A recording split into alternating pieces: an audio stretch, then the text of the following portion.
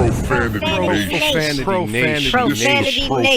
Nation. Yeah, it's the new era of man for some old school fans with a new school brand. We got money on the mic with the plan in hand. And Stat Pat to his left, they go hand in hand. And to the right, we got Simpster, he putting it down. It's the Profanity Nation, we running the town. Yeah, It's the Profanity Nation.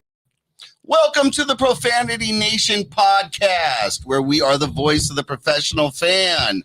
This is a very special show tonight. Yes. We have a very special guest. We're very excited for this one, Money Mike.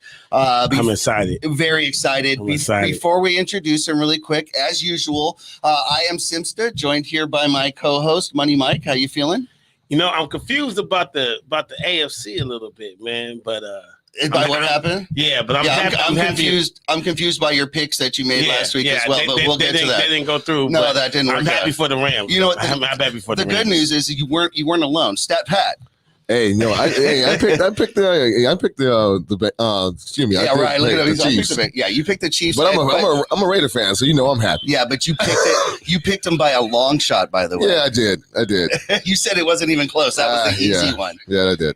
No problem. All right, so we have, like I said, a very special guest with us today. Today we have a gentleman, and you may see something right before us here that's very special. Mm-hmm. If you were watching the news, you may have seen something. This week, of course, was the anniversary of the tragic accident that claimed the lives of 9 people, including Kobe Bryant and Gigi Bryant, and a gentleman by the name of Dan Medina. Everybody reaches out in their own way. Kobe reached out and touched a lot of people. We've seen murals, we've seen shirts, paintings, you name it. This is something really special, Dan. You created this memorial statue of Kobe and Gigi, and on the stand had all the names of the people that perished that day. But that wasn't enough. No, it wasn't. You had to bring it out on the day to make it extra special for yourself. Dan, welcome to the show. Well, thank you guys for having me. Thank you. I can't wait to hear that. Yeah. So this is my first podcast, and I thank you guys for being generous enough to invite me here, and I'm humbled. We love having you. Hey, man, we're excited, more excited than you, I promise. Exactly. So tell us, again, Kobe touches everyone differently. Excuse me? You gotta get Marco, right? Oh, yes. Okay. So Kobe touches everyone differently, but you're right. I'm so excited here. Marco's sitting in the back. Marco's like, what's Marco, going on? it's like my time. It's like my time. Okay. So as usual, So we you start sound the so show. you sound I was excited ready. you are. I was ready. Marco, I'm sorry, that was my fault. Let's bring him in. Without further ado, Marco Nunez, how are you doing? Thank you for joining us. I'm doing well. By all means, you guys were in the wrong. Like I'm interested to hear about the statue itself. It's kind of awesome when I heard about it that it was placed up there, and then too, I think I didn't know this, but just so you mentioned now that all the names of the individuals are also on the statue, which I think it's awesome as well. Mm-hmm. Yeah, it's incredible. It was incredible. Money Mike, you always kind of start this out here. Say hello to Marco. Marco, so look, I got to ask you a question. Right? See, here's the thing. You already know. I feel like we got to get a couch for Money Mike. It's like, for real, because you know what? I just be sitting around thinking, right? So I know when you was athletic training for the Lakers, I know that you love fixing people, getting them back healthy, working them out. But have you ever been like, dang, this dude hurt again? Have you ever done that? I mean, seriously, like, you know what I mean? Like, I just fixed you. I just fixed you. Like, what are you doing? You know what I mean? Like, again? It's almost like, you know what I mean? It's like if you change a light bulb in the house and then the lamp fall and break the light bulb. You're like, dang, like, I know you love your job and all that, and you need injuries in order to have your job, right? It's a catch-22. What I tell everybody, we're like firefighters, right? Like that's the trainers. When we're not doing anything, that's a good thing. When we're out, putting out fires and the engines, that's kind of like not a great thing to do. Our job is also one to try to get ahead of the game and deal with what we refer to as injury prevention, and hopefully nip any issues that we might be able to discover before they become anything big. But obviously, injuries do happen, part of the sport. There's some things that you cannot prevent or stop, but it is what it is. But I get where you're coming from. No, I mean, but for real, okay, cool. So listen, I'm gonna ask you again. So you're a firefighter, right? Yep. And you went to 123 Grand Street like last week, right? You put the fire out, and then you get another call for 123 Grand Street. Again? You got to go back again? What are they doing? Like, what? You want to put out different fires, right? Like have a different experience. We don't need some names, okay? We don't need some names now. Okay? There was this guy that was out, man, for 4 weeks. We couldn't touch him, because we had to let everything get healed and everything.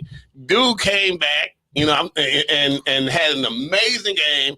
Then all of a sudden, his wrist, your wrist, okay, cool. I mean, you didn't mess up your knee again, but now your wrist, anyway. Hip bone connection to the thigh bone, man. This is where you take that house and move it to a different county. Right. Or different fire department deals with it. I like that. And then if I take that house and move it to a different county, that means I get to go to get a house from that county, bring it over. Yeah, there we go. But we're not going to get other fire department has to deal with that county. Right. Hey, but no, in all seriousness, I guess they said X-rays were negative on our boy Anthony Davis, so we're just gonna roll with that. I know that LeBron has some swelling in the knee, and so can you talk a little bit about that? Because I mean, they're not saying anything is torn or correct. So is it just wear and tear at this point? Well, that's a big $1 million question in this part. When they said effusion about 3 years ago, effusion just like a medical term for water in the area or swelling, so to speak. The question is what's creating that swelling? When you have swelling, that's your body trying to heal or repair some kind of injury or issue that you've developed in a specific joint or area. So the question is, why is it swelling there, and what is it trying to repair? Now, they did say they did an MRI, and structurally, according to the MRI, according to the reports, that he was fine. So no ACL, no PCL, no MCL, no meniscus, all that seems to be intact. So then that leads us to believe that there may be some either chronic issues that develop, some like normal wear and tear, maybe some arthritic issues, maybe a little bit of patellar tendinitis issues, stuff like that. But all the main structures there are intact. So now it's just a matter of trying to deal what's causing that swelling, why is it building there, and if it is just some wear and tear that it's slowly developed throughout the season. So now at this point, they're going to have to manage that swelling, manage his load, manage the knee, manage his minutes, and hopefully it doesn't get any worse or develop to anything worse. He's going to have to sit out for long periods of time, especially now that they're really trying to get the team back together and hopefully make a run for the playoffs. I think they better do something. Step out. I mean, seriously. Oh, so Marco, so last week we talked about my injury, which was the fifth metacarpal fracture or boxer's fracture. So I actually got the surgery on Monday. As you can see, I'm like a mummy today. So they got the bandages on me.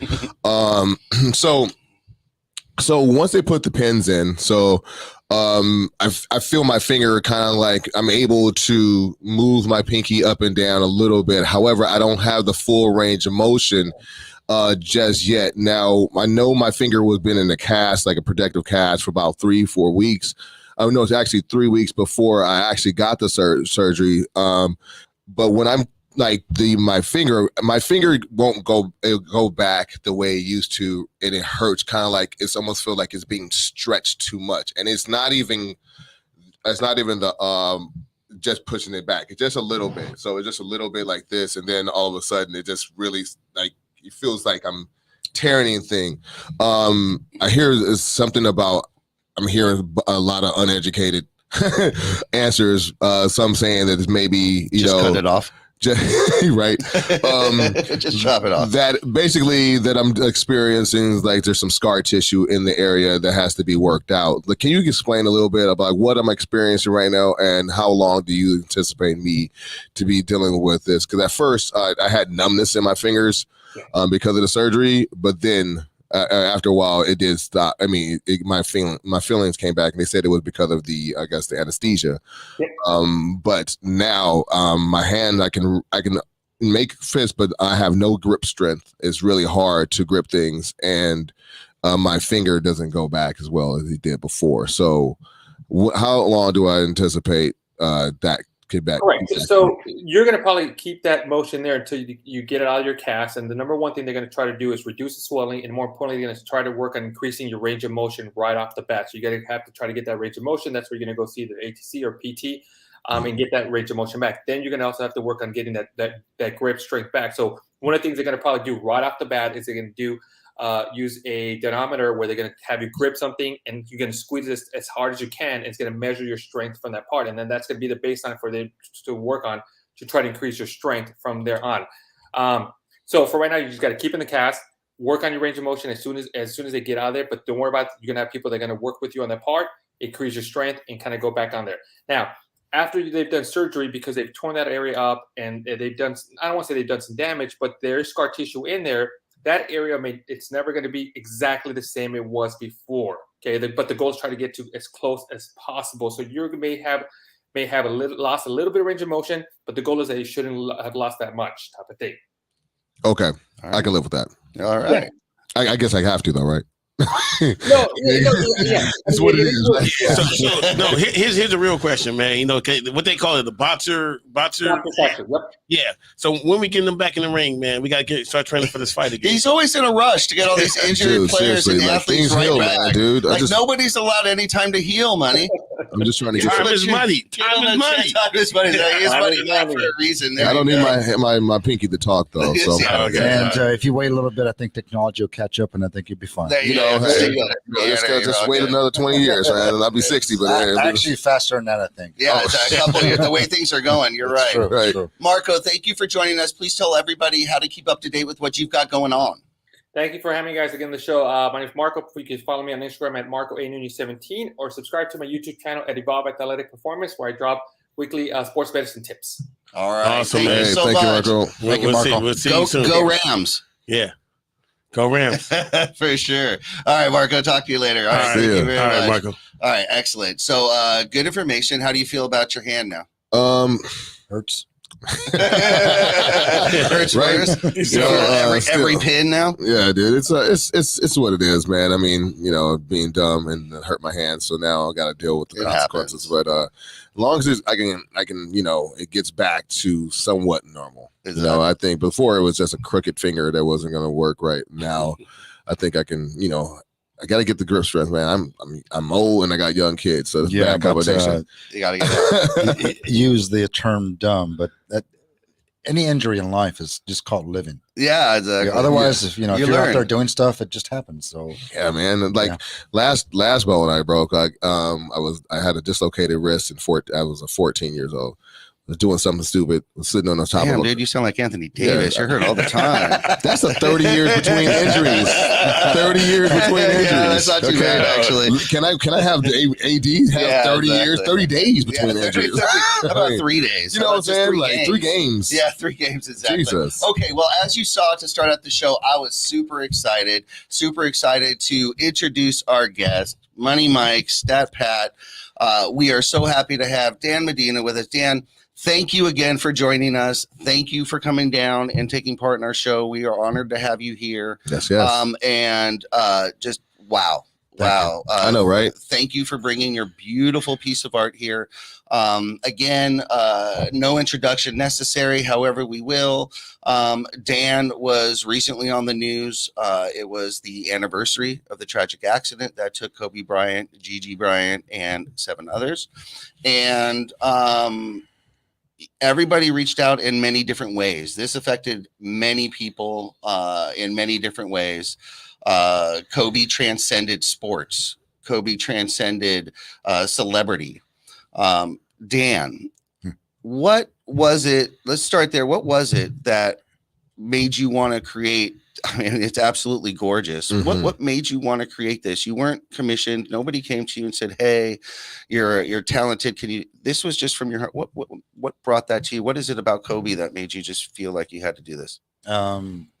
Much like what you just alluded to, and I'll be honest up front, I am not the biggest sports fan in the world. I don't follow it like some people do. And sitting here with you 3 today is like sitting with Neil deGrasse Tyson and talking about stars. Thank you. You take that as a compliment. Yes, exactly. Thank you.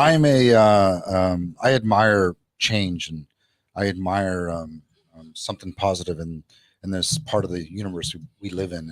And to me, Kobe Bryant was an example of just that. Whether it was his performance on the flat top, and it was what he did off the court, or how he loved his family or his fans and everything he left behind. To me, the day of, it was a Sunday. Obviously, everyone knows that, but I have to repeat myself because Absolutely. in my mind, it's one of those moments where I remember where I was when I heard. Yeah, absolutely. And aside from being surreal, the pain was heavy. Mm-hmm. And I happened to live 12 miles away from the accident site. Wow. And COVID hit, and I felt like the pain was kind of washed away because it became secondary. Mm-hmm. And being in my studio and having some time, I decided, had I been a musician, I would have written a song, a poet. Maybe I would have written a book or a writer, I suppose. But I'm a sculptor, and this is my only way of conveying what it is I'm feeling. And it happened pretty quick. This is about maybe 2.5 to 3 months of research and measuring and changing compositions. And I did it for myself. And normally I'm not a selfish person, but it's just the way I coped with it. Mm-hmm. Mm-hmm. And shortly thereafter, my wife and I were kind of just, at home because of the lockdown. And I decided I'm going to take it and I'm going to enlarge it to life size. And I've done that. And it's in my studio. Oh, wow. And again, this is all for me. No one asked me to do it. And it came at a cost, because what I do is it's not a cheap process. It's probably one of the most expensive ways of conveying human expression. Mm-hmm. And in the end, my pain went through a manifestation, and part of it is sitting in front of you. And that's really what happened. I can tell you, man, look, I feel energy just from the statue just close to me, because like you said, I remember where I was. Yeah. And ironically, I was actually going out that way, and they said, hey, it was off of this, I forgot the street, not Venera. Las Virgenes. Las Virgenes, yes. And we were going that way anyway, and I got off, and I got to the scene, got interviewed by the media. I remember the helicopter being there, the smoke still coming off of it. And first and foremost, I'm an avid Laker fan. Been a Laker fan all my life since, elementary and stuff. But when I was interviewed, I didn't really talk about him being a basketball player. I talked about him giving us 20 years and then becoming a family man to his daughters. Yeah. Right. Because I have 2 daughters, and I'm a girl dad, and Girl dads. They all in the Girl Scouts, and he'll tell you today I'm out trying to help them sell cookies and things like that. That's why you have a big smile. Right. You have girls. Right. Wait. Yes, he gets credit, but he was getting them to sell cookies at the Rams tailgate. Yeah. Okay. So You gotta be creative. They got to eat too. We all make mistakes. It's okay. So it works out. No, they wanted to go, but Yeah. with that being said, though, I love, like, he didn't go, no shade to anybody when I say this. He didn't go to TNT or ESPN or the booth or commentate. He turned his whole focus on his family and said, look, you guys allow me to do 20 years of what I love. I'm going to turn my attention to you guys and give you the rest of me of what I have. And that's what I really, and that's what I said in the interview, at that moment, that day it was that he, it was just the fact that he just turned to his family and made sure that they were good, and all the time that they missed because of his job, he was like, I'm never going to do that again. And that's like, we always could talk about the accolades and the points and the rings and all the dedication. But to me, that's what Kobe meant to me, that he was just, a regular old, he was just daddy to his little girls, and that's why I'm touched by what you did. Well, thank you. Yeah, it definitely it affected everybody. That's for sure. How long did it take you to make the sculpture? This design in front of us is what we refer to as a maquette.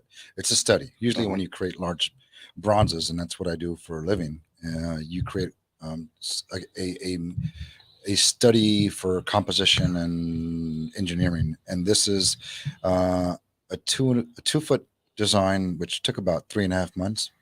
Really, that's amazing. And of course, keep in mind that this is what I do for a living, so I had other designs in my studio at the time. And believe you me, there were days when I'd spend time Focus in this, and I was hurting my Understood. my responsibilities. But yeah, so that's about the time, and most of it was spent just observing details, anatomy, much like our friend here who has a metacarpal that's compromised. I mean, the anatomy makes us who we are. We're just flesh with bones underneath, and everything is composed of collaboration. And his smile. And in fact, I've had probably 14 interviews since the day of, and some of them are.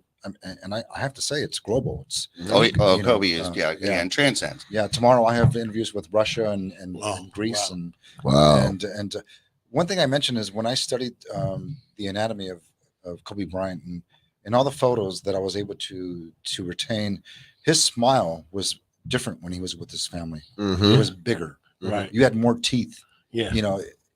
And he was a happy guy, but when he was with his family, he was just in the zone, I suppose. Yeah. So that's something that really resonated with me initially. Yeah. And I think you can feel that energy in the statue that you made here, his energy for Gigi and, of course, the family. Yeah. It's just amazing. Well, yeah. It's so amazing because it's like you said, you're not a big Laker fan, No, actually, let me correct that, and I should adjust that. Otherwise, you guys will get. So, I'm 54, right? And I grew up when the Forum was this shit. Yep. Can I say that? The Forum Club. Yes, Absolutely. Yeah. Forum Club. Yeah. And I remember, watching Magic Johnson command the energy in the room, and and I was young, a couple games, watched use the Kings there and saw the Lakers there, and I did. And it's funny how life has its way of coming back around. It must have been in late 90s, perhaps. It was playoffs, and it was the Dallas Mavericks against the Lakers, and we're down 20 points, and there was 2 minutes left. People started to get up and walk out of the bleachers, right? They're like, we're done. Let's get the hot dog in the corner. Let's get in our car and let's just go home. Something happened, and that something was Kobe.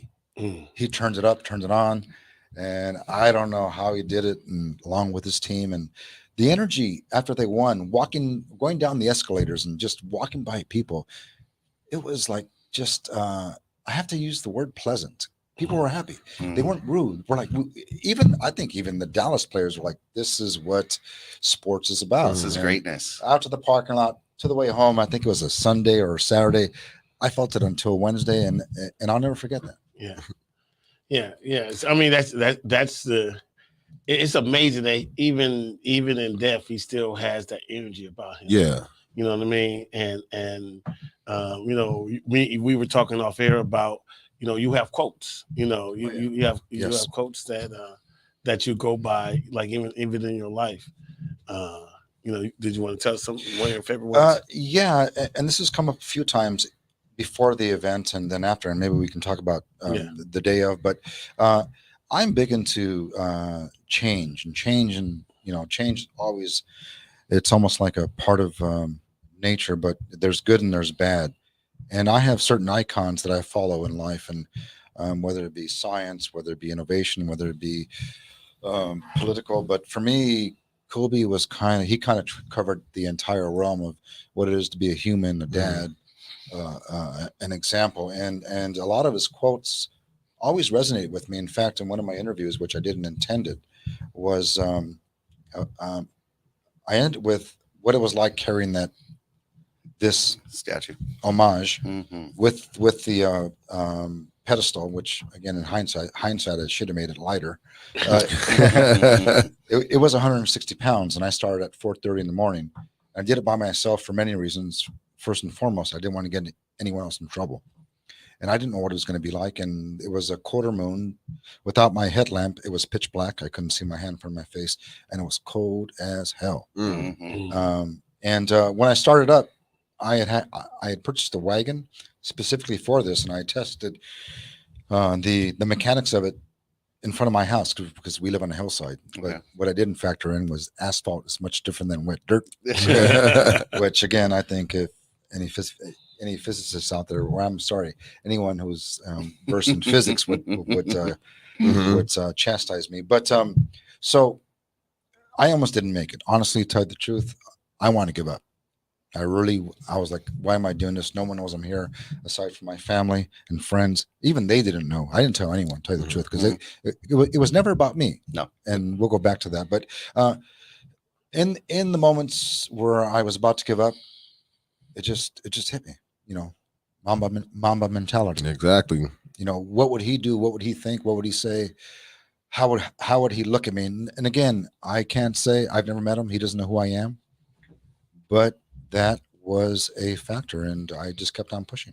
It's funny. I mean, that you said that, because it's when you're looking for the inspiration in things, right? And the fact that you're taking this this beautiful piece of work to the place where he actually that he died, and like we said before, the other 7 others that passed away with him, you can't help but to like push forward and go on. Like you said, you had the point where you wanted to give up, and then if there's anything to embody Kobe, it would be that, what we call it, the Mamba mentality. But we're just talking about perseverance.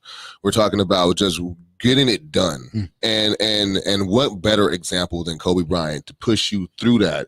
You're doing it for him, like, okay, like, I'm doing this for Kobe. And like you said, what would Kobe think at the end of the day? Like, I got there, but I mean, Kobe would be like, I understand you, brother. but at the same time, we do what we got to do to go up there to get up that hill, what I'm saying? And you did that. And that's got to be, I mean, that's a little bit, I want people to like really think about that part of the story. Like, at any point in time, you could have decided to like, okay, I'll get somebody to put this up there for me.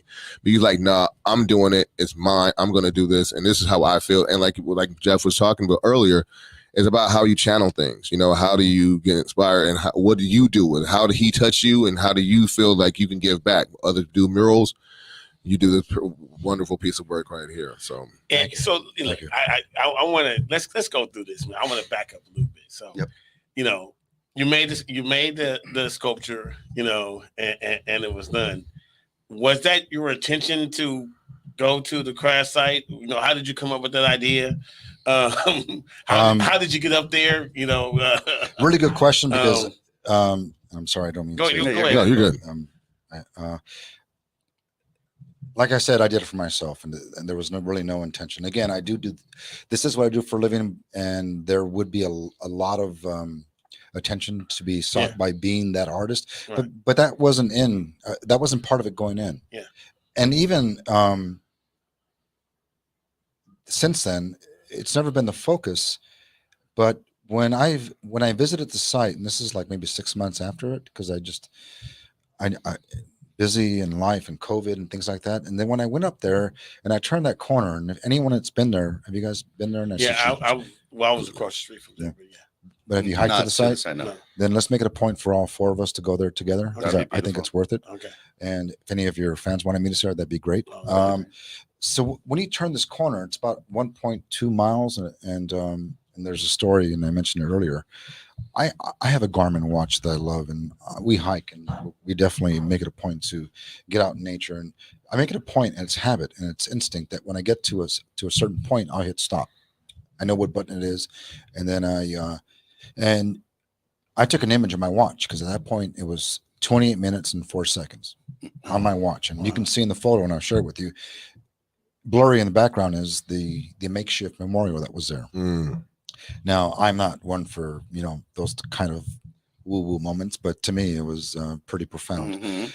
So then I thought, as I turned a corner, as powerful as that moment was in my life, I didn't feel like there was enough done since the accident to really give it what it deserves.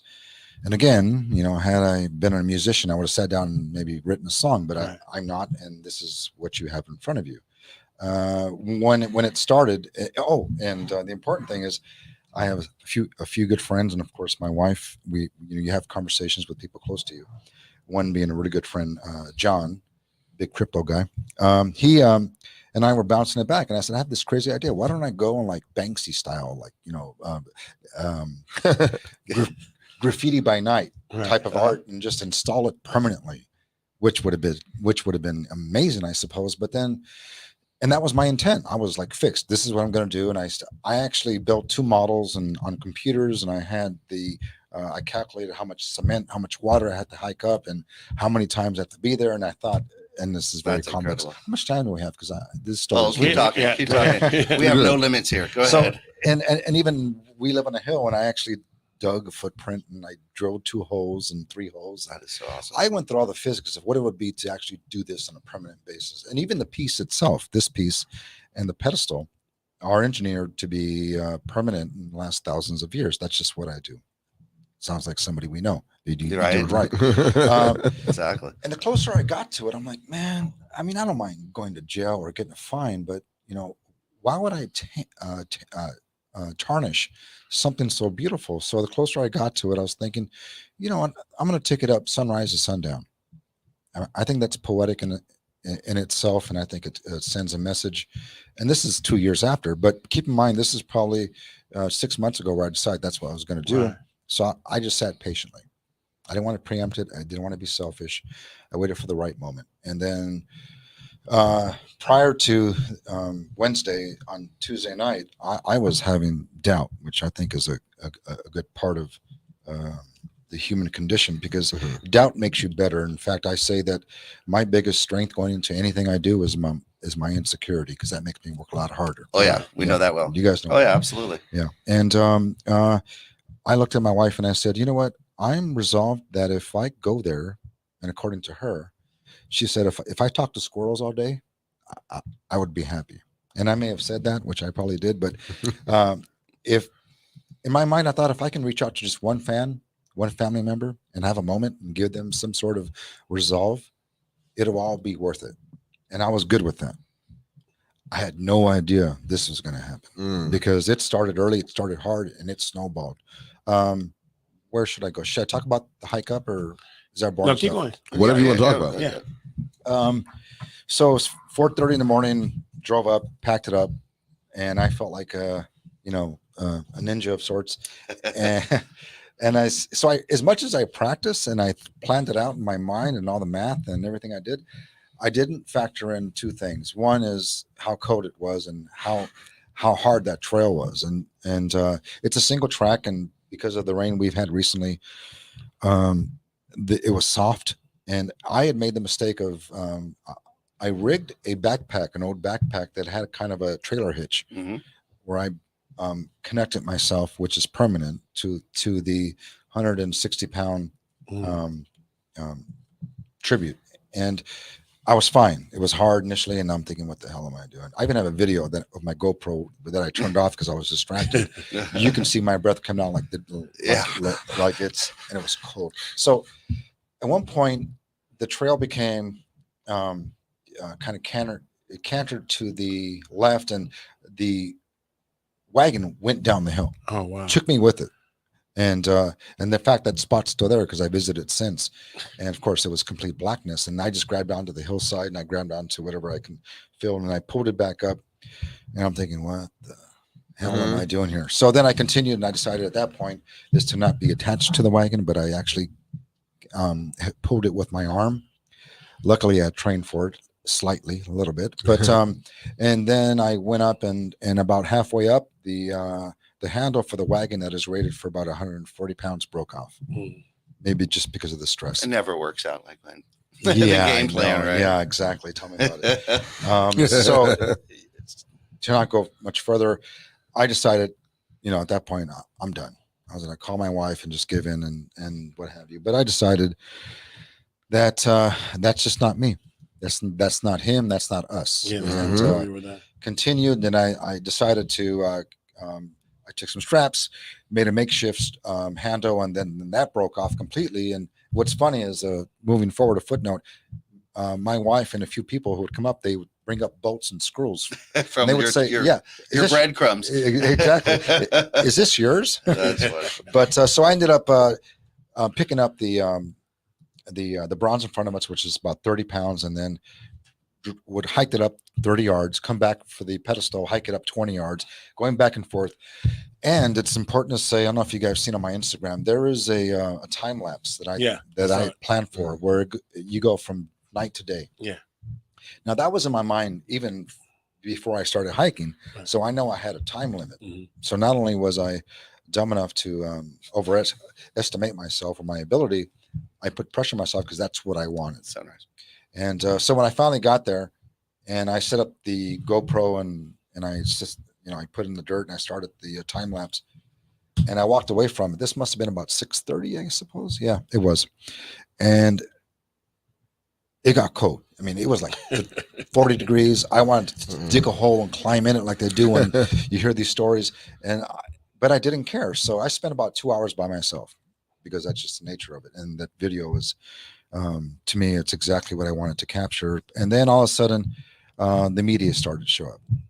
There was a few hikers prior to that, but then, and my wife it was down in the parking lot and she spoke to ABC and they were maybe trying to interview the low hanging fruit, those who would come and, from the parking lot. But based on the information that she conveyed, they decided it was worth hiking up to. Sure. And there was one guy and I no disrespect, there's been so many people from the LA Times started to tweet it.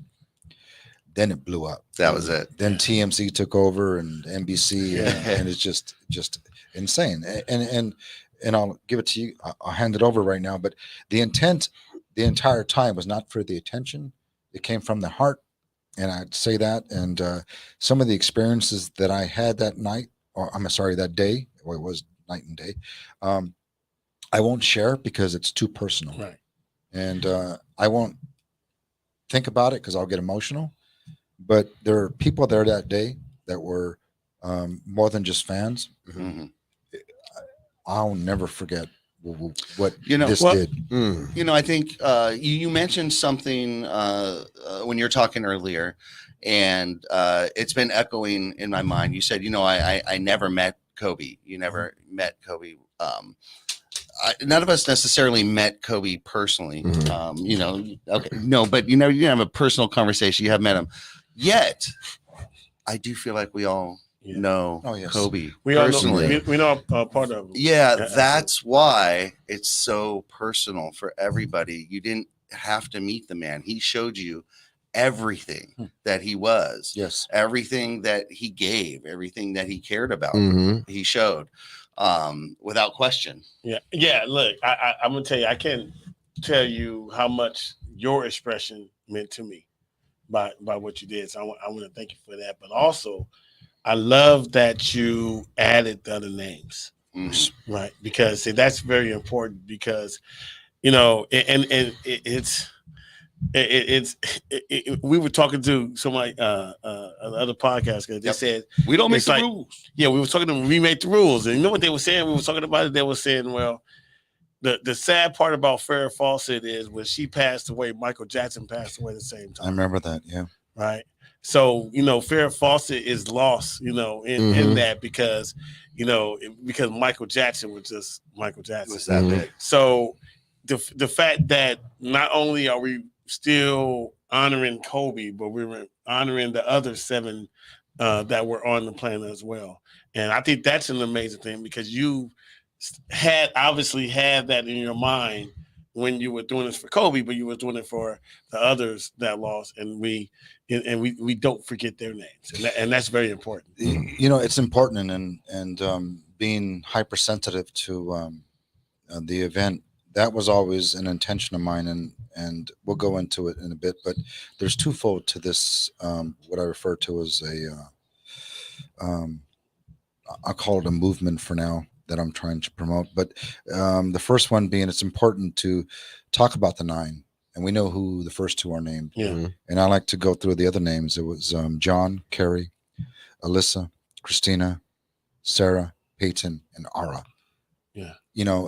Again, this is me being hypersensitive. It's more to say that there were 9, but we need to say their names and learn their names. Absolutely. And some of the backlash I've got, I don't know if you guys have seen some of the backlash on social media. I agree.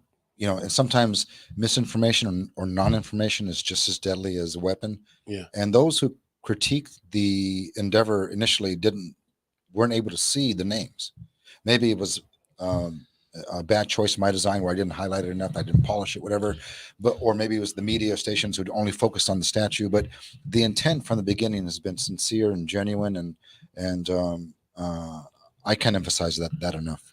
It's the fact that you said intent, like when people, because I did see a little bit of the criticism about that, and initially I thought to myself, like, we don't know this man's intent. We know that he did a good thing, but you guys are trying to judge him on something you think you know. Yeah. And that's where it was like, what do you? Because it's almost as if they're actually saying that because that's something that they probably would do. It's almost as if I don't understand it. I don't understand it at all. It's weird. It's what confuses me is we have celebrated on this show. We've had mural artists on this show that have painted beautiful murals of Kobe and Gigi, and they don't seem to get the same backlash. If they, and I'm not saying that it's right or wrong, but it's the person touched you in a special way. That's why you're recognizing them. I don't understand why you would get backlash, but a mural artist or somebody who does a T-shirt or something wouldn't. Right. I knew going in that the caveat would be the location. That's it. That's what makes a difference. Mm. And I accept that. And for those who are still, they'll get over against it. But I still have to offer it's fair an apology, because I mean the objective of art, whether it be music or anything we do as humans, is to appease the stranger, I suppose, or the world. And if I failed in that aspect, I apologize, but that wasn't my intent. Yeah, I mean, and I would also think that it feels like we're gotten to the point, since we've been 2 years removed from the situation, how before it was fresh, it was raw. A lot of people were just doing these murals out of, just coming out of, remember, they were coming out of the blue. There was like, before it, like 2 weeks, they only had like 100 murals all over the place, right? It was like going fast and furious. And now that people have now, I think about now, like I said, 2 years is now people are starting to like get back to normal. You know what I'm saying? It's almost does your work a disservice, because people now are going back and picking that shit. Excuse me. I mean, that's what I'm just thinking. Like, it just doesn't, it doesn't make any, like Jeff said, it doesn't make any sense why you would get any backlash. You did something heartfelt, you did it and inspired you. And it's beautiful. And it's beautiful. Yeah, and the thing about it, and like you said before, it's one thing, like Mike has alluded to earlier. He's a girl dad. Jeff has a daughter. I have 2 daughters. Like, we love our girls. I mean, I have a son. He has a son too. But I mean, forget the boys. But but the girls, and we love our girls. But the fact that this mural has Gigi, and one thing about in the tragedy of that, and I know we've already talked about this ad nauseum, but when it comes to Kobe Bryant has done what he did, and we celebrated him because of how he touched us. What was tragic about Gigi is because we knew the potential that it was going to be. Like, we knew she was going to do great things, and she didn't get the opportunity to do those great things. And so it's almost like, parents always tell you to never want to bury their children, that kind of thing. And it's just so crazy when you think about that. And I like the fact that we have these works of art to not always remember Kobe, but also remember Gigi. And of course, we talked about the 7 others. And I apologize. And I say this on air right now. I apologize because I don't know all the names. Exactly. I know who they were and who like a couple people. And there's like, but I don't know the names well enough. And I think at this point, for us to move forward to actually include everyone into the conversation is to do everyone justice by knowing their names. Exactly. But there's also a case in your defense. I mean, there's plenty of moments in time, whether they be good or bad. You don't know all the let's call them those that I don't like to use the word victims because it's so permanent, but all those that were lost, all those that were sacrificed, perhaps, it doesn't negate the fact that you feel something about 9/11 or any other tragedy that's ever happened. I mean, but no fault to anybody, but we go through life from being, born, luckily to be born in this world, to hopefully living a good life. Things are going to happen. And there are certain moments in time, much like I remember when Princess Diana had passed away, or the space shuttle, or to lighten up a little bit. I remember the first time I heard Mike Tyson got knocked out. Oh yeah, those are all life moments. You know where you were. Yeah, those are life moments, and we're all roughly the same age here. So for our parents, it was JFK. They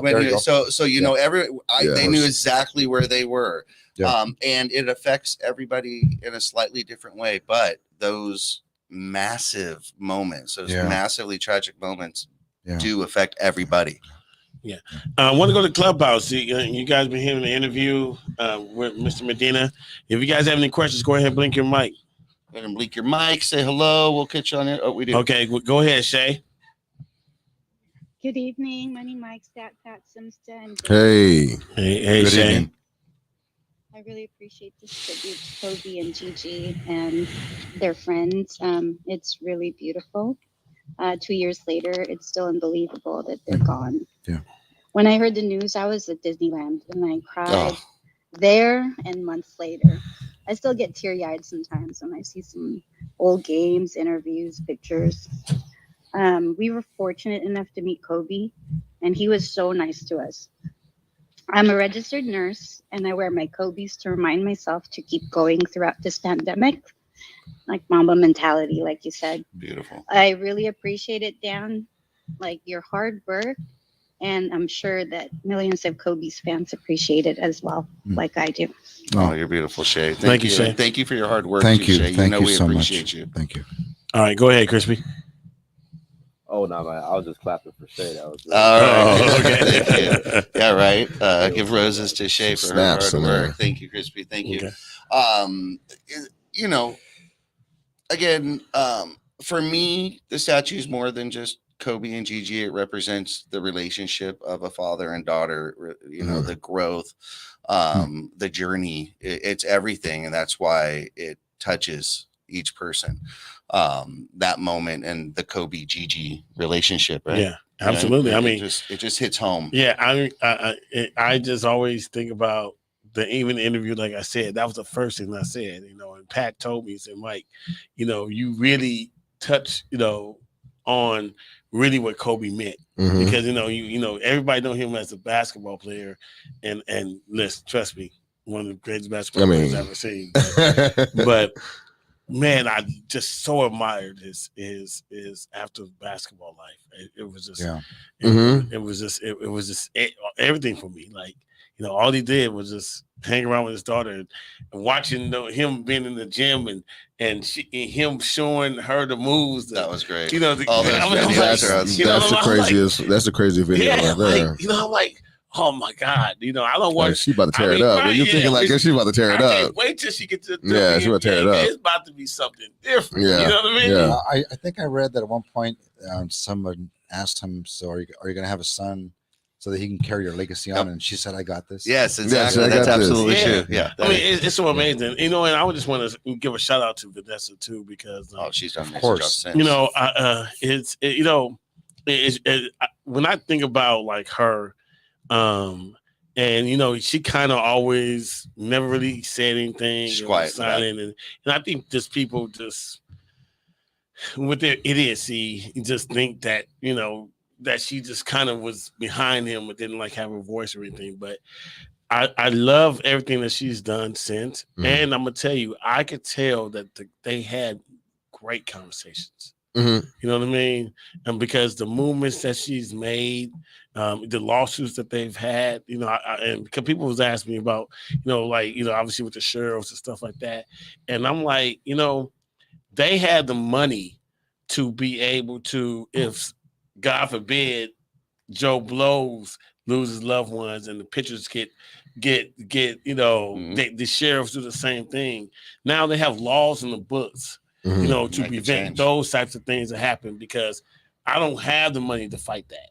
Right. So I feel that when she gets these rulings and these lawsuits, she's fighting for us regular people, you know, and I love how, you know, the things that she's doing with the, you know, Mamacita and all that type of stuff. To me, that's all that's Kobe, because I know that, you know, husband and wife, you know, they just have those real intimate, you know, conversations, and you know, just want to give a shout out to Vanessa for keeping everything strong. And go ahead. No, that was a great team. They are a great team, and they still are strong. Absolutely. If you ask me, because I still, like you say, I see Vanessa is amazingly strong and amazingly smart. And I think Kobe and Vanessa grew up together and learned together. It wasn't, like you said, just Kobe. And just because you didn't hear Vanessa's voice until the latter years, of course, these last couple of years, doesn't mean she didn't have one. It doesn't mean she wasn't there. That was by choice. You know, so that was very, very neat. Now, of course, this is beautiful. Lakers, all of that stuff, Kobe. We are in Los Angeles. And today was a big day for Los Angeles. We have to get to it. We have to talk about it. Real quick. We're getting towards the end of the show. The NFL playoffs. The playoffs are today. Step Pat. Yes, sir. All right. So we talked about it briefly here. Okay. So you guys, you already punched your ticket. KC was going to the Super Bowl. There was no doubt. I mean, that was the one. I thought that was the sure thing. That was the sure thing. How'd that work out for you? Well, obviously they lost. But you know, one thing I can say this. At first, I wasn't a Joe Burrow believer. But as I was watching, he has moxie, man. He really gets after it. And one thing about him, he's not afraid of the moment. So you have a lot of that with, especially he's only been in the league. Think about this. He's only been in the league for 2 years right now. They were the worst team in the league 2 years. That's why they were able to get the number one pick. Won 2 games? Yes, 2 games. They got somehow, some way, they got the right mixture of players and got the quarterback of their franchise. And they're in the Super Bowl after 2 years. Raiders, take notice. I mean, it can happen. It can really happen, dude. You just got to pick the right people. But, you know, it's a team effort, you know, and I hate to be like saying that they got out-coached, but, you know, when you start seeing that there was some tape out there on KC, how to beat them, you know, what Mahomes' tendencies are, and they were able to be exploited. And, you know, Bengals were the team to do that. Now, I mean, I'm not even going to count against the Bengals right now, man, because, you know, even though – well, that's the funny. That's the funny part. Like, I don't even want to count them out. Now. Because before everybody was saying the Bengals didn't have a chance. Bengals. I would listen. Casey, but now, I wouldn't mess with the Bengals. No, I would. One game they go, they win, and all of a sudden now they're the favorite. Before they didn't even stand a chance. Look, I'm gonna say it like this, man. I cannot name one defensive player on the Bengals. Don't matter, they're winning. But I know that they was playing some great defense. You know what I mean? Because literally, I'm watching Patrick Mahomes run around in the pocket for about 30 seconds. And that's a long time. That's like 2 hours in quarterback in hiking, right? This dude, he ran to the left, ran to the right. You know, he stepped up. You know, and he couldn't find nobody. Like you can't squeeze nothing in. Nah. You got 30 seconds, dog. That's a long time. Yeah, you man. just hike sack. No, this dude, he had the potential. And all those sacks that he had was because he had nobody to throw to. So I got to figure out these people's names. Do you know any? I just know Eli Apple, and Eli Apple only because of the fact that he was with 2 other teams, the Giants and also with the Saints. And I'm thinking the third team also dropped the pick in that game. That could have cost him. He dropped the pick. So I mean, I want to get. So he's more infamous than famous for me. So there's 10 starters that we do not know on that team that's about to go to the Super Bowl. And they're all going to ball out to us. And watch this, because I really only know Burrow and Chase, and the only reason why I know Chase is because he was on my fantasy team. Because thank you, fantasy sports again. NFL loves fantasy. You know what I mean? Fantasy. So that's how you learn the players. Reason. That's absolutely beautiful. But I would tell you though, is always, and I said this all the time, like when in football, they always have that Cinderella team that just goes all the way. Yep. You know what I mean? I thought it was going. I remember I was worried about it being Pittsburgh. Or So maybe glad it wasn't. maybe the 49ers. Isn't Go that ahead. the beauty of sports? Yes. That Yes, is the beauty exactly. of You sports. gotta play the game. And there's always upsets. There's always Yeah. the Cinderella story. Right. I That's the mean, beauty of it. and so the Rams are playing. Boom. And The Rams are in the Super Bowl. The Rams are in the Super Bowl, and one at home. all those guys don't have to worry about getting up and getting on a At plane. home. They just go right back to their same To all locker the room, events, all the events, everything. It's just crazy. It's just awesome, man. That's it's an awesome. advantage. And look, man, and being from LA and just I'm not a Rams fan, so I'm not going to. But being from LA, the energy in this city for the next 2 weeks is going to be lit. I'm going to tell you that. You know what I'm saying? And people that you're going to feel that energy. And I just hope for like my friend's sake that they win the Super Bowl, because they don't win the Super Bowl this year, I'm going on the head. I'm telling you right now, I'm going to be back on their head. But I really believe they got the team. They put all the chips in the middle of the table. They said, forget the future. We're going to trade first round picks for Jalen Ramsey. We're going to trade first round picks for Von Miller. Also, we're going to make sure we get all these guys in, and these collective of guys on the defense, keeping them in games. And of course, you got to stop Cooper Kupp, and right now Cam Akers Third is and back. Cup. Yeah, you got Cam Akers is now back, the running back that came back from an Achilles. He got an Achilles injury, had Achilles injury in July.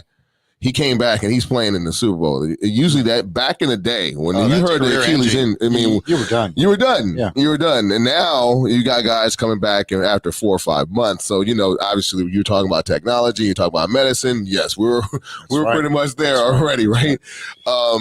But yeah, it's going to be a good Super Bowl. I was going to say before it was going to on paper I was thinking it'd be a blowout, but I don't know. All right, you're on. You're on the okay. The Rams going to win. Rams going to win. All right. I don't know. Okay, I would say this is the funny part with me, right? I have a long standing bet with a guy, one of my friends. It's at least 10 years old, right? And what happens is at this time of the year, whoever texts first, that's their team. It's a long-standing $100 bet. Oh, really? We always know where it is. We go back and forth. We're probably in 10 years, we're probably 5-5, right? But you always want to get in first. I was having another conversation. I got a text, and that guy picked the Rams. So for the sake of my bet, I am going to root for the Bengals, but I want a good game. All right, it's going to be a good game. I'm going to call it. I'm going to actually go with the Money Mike train of thought here. What I'm going to say here is that I actually think because the Bengals have overexceeded what their expectations were this year, that they are happy with where they are and getting to the Super Bowl, where the Rams are not. The Rams still feel like they have more to prove. So for that reason, I'm going with the Rams. See, and you know what? And that train of thought is what I use to pick the Kansas City Chiefs this game. The last game. Because I felt that the Kansas City Chiefs had a mission. They got the heir apparent in Mahomes. So he's already thinking Super Bowl or bust every year. Yep. And he's been in his 4th straight AFC championship game. So he basically lives there. Okay. You would think that this is almost like there's a rite of passage for them to go to the Super Bowl, and the Bengals were just a stepping stone. However, like we said before in this game, you got to play the game. Yep. And one thing about any kind of ball game, especially in football, these one plays are like they magnified. Now, at the end of the first quarter, in the first half of that game, the Bengals were up 21, I think, to 10. Going in, and they had the ball. Now they were trying to be greedy. They were trying to put their foot on their throat, try to get greedy. Yep. They went for it. They messed up. Didn't have any time. Now they lost. Now you usually, if you're up by 11, you're going to take the 3 points. If you take 3 points, you don't lose by the field goal by McPherson at the end of the game. They talk about situational football. They talk about, sometimes coaching blunders can cost team. We didn't know at that point in time, that would be the point. Just like in the Rams game, The 49ers had a pick right there. It could have intercepted the ball. I think they were up 17-14. They had a pick. The guy dropped the pick. What they did is just like, you're punished because it's football. The football god's going to punish you for that. So, of course, the Rams went down there, get the field goal to tie the game. And then, of course, they came back and got the ball, and Garoppolo was a Garoppolo and made a mistake, and they won the game. No, you did mention Garoppolo, and that was you're nervous. Yeah, I was really, because Garoppolo he was the quarterback that I thought was, playing on ball time. I mean, the game, it wasn't him. It's not like Mahomes. It's not like Stafford. It's not like Burrow. He's not the straw that stirs the drink. It's the defense. Excellent. All right. So, Dan, what do you think? Who do you think is going to win the Super Bowl? We got the Rams versus the Bengals. I guess to think is to assume that I know more than I do, but I'm a California guy, there you LA go. guy, and I have really close friends who are rooting for the Rams. I'm going to go with the Rams. I love it. Okay, cool, I love cool. it. And if I can just say one more Please thing, it's do. really important. The intent, and I think what you guys are doing is great. You're giving energy into the universe, kind of a butterfly effect, if I could say. There's been conversations happening since Wednesday about the location in the memorial. There's also another conversation happening with this particular design for downtown LA, monument scale. Awesome. I would love to come back to you guys and update you when it happens. Oh, we'll keep up to date. Yes. Yeah, because let me just say that was my first thought. Like, where is Kobe's statue? It has to go permanent. Yeah, this one is beautiful. So and I think I think I think that in front of Staples would. I think Staples Center is appropriate, and I know they have their garden there, and I really admire it. That is Kobe Bryant, the athlete. Exactly. This is a bit different than that, where it's Kobe Bryant, the man, the icon, the father, everything that we've talked about today. I see this somewhere where it's free to see from the street, walk around, and you can have crowds as big as you can. Again, this is my vision, and things are moving forward.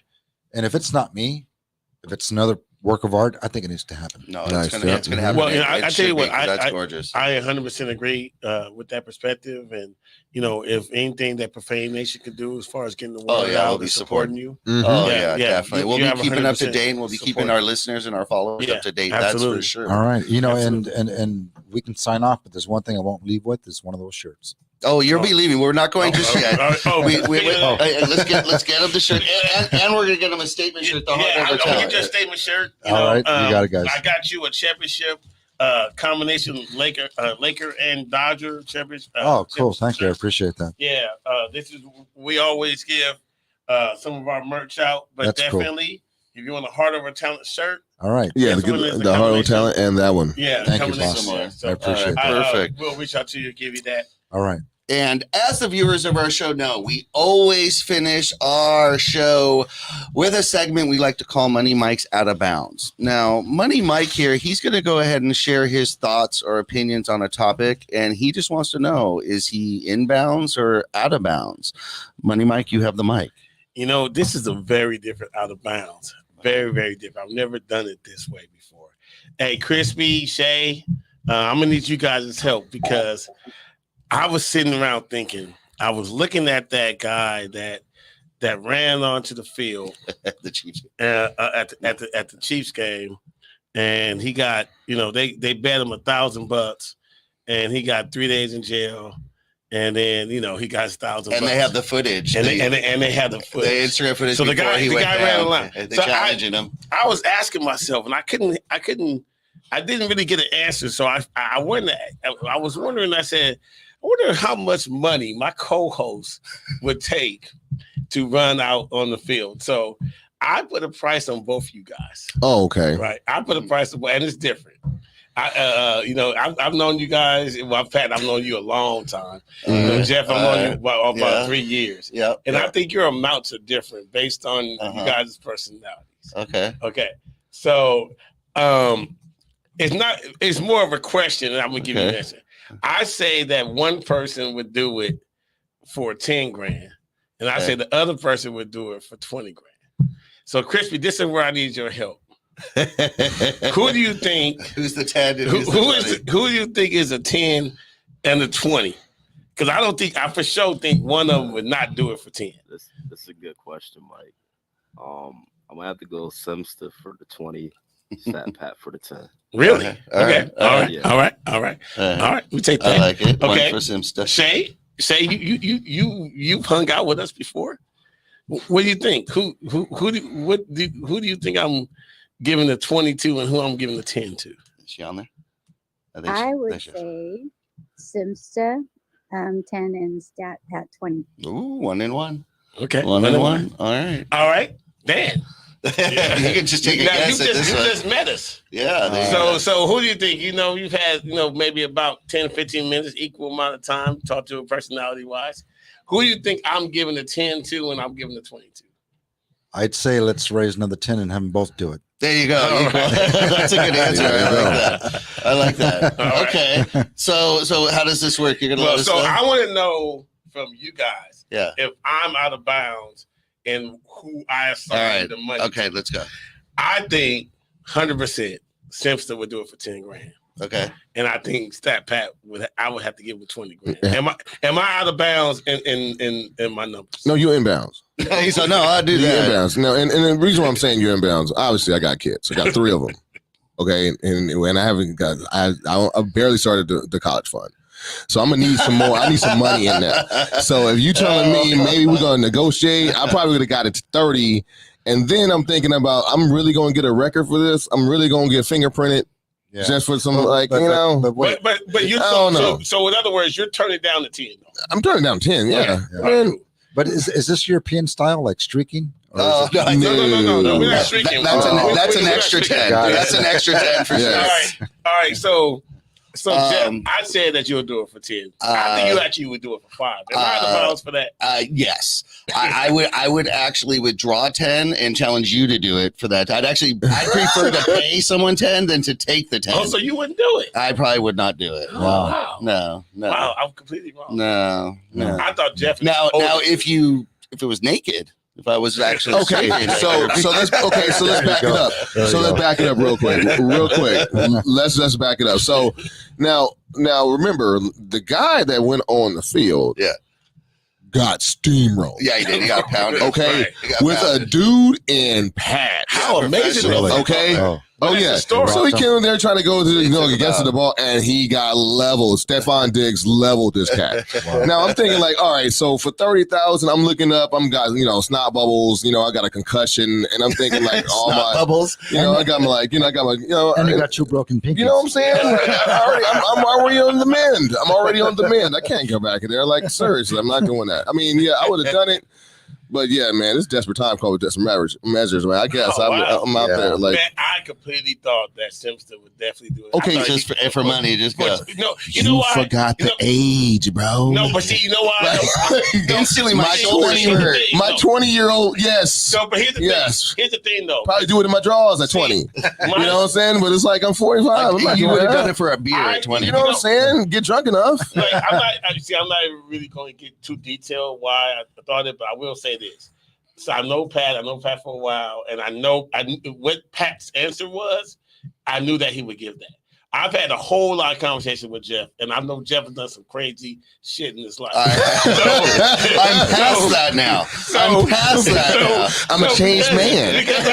Because I know. I wasn't always a cop. Right, yeah. Because I know Beverly Hills Cop? Yes. Yeah, right, because I know Jeff did some crazy shit. I said, oh, yeah, he would just do it just for the experience. You know what I mean? So, I'm wrong. Right. I've apparently told you too many stories and the truth too much. Yes. That was like, I think all those stories ended when I was about like 19. Oh, okay. But we'll see. All right, cool. But Give or take about 5-7 years. Yes, like 6 years ago. There you go. Thank you. You're definitely coming back on the show. All right.